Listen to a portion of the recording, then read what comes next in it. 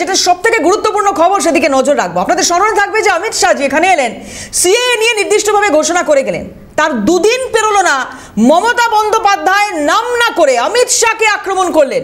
কি বললেন মমতা বন্দ্যোপাধ্যায়? উনি যে কথা বলছেন যে আপনারা সবাই এদেশের নাগরিক, নাগরিক না হলে এই পরিষেবাগুলো পাচ্ছেন কি করে? যে পরিষেবা দেশে থেকে পান কি করে হচ্ছে আধার কার্ড, কি করে হচ্ছে প্যান কার্ড, কি করে পরিষেবাগুলো পাচ্ছেন?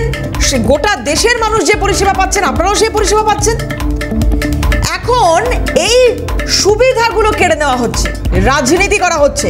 আগে স্থানীয় ডিএম যারা তারাই কিন্তু এই সিটিজেনশিপ কার্ড দিত, এখন সেটা হচ্ছে না, হয় না, রাজনীতি হচ্ছে, পুরোটাই ছলনা, বিভাজনের চেষ্টা হচ্ছে খুব স্পষ্ট।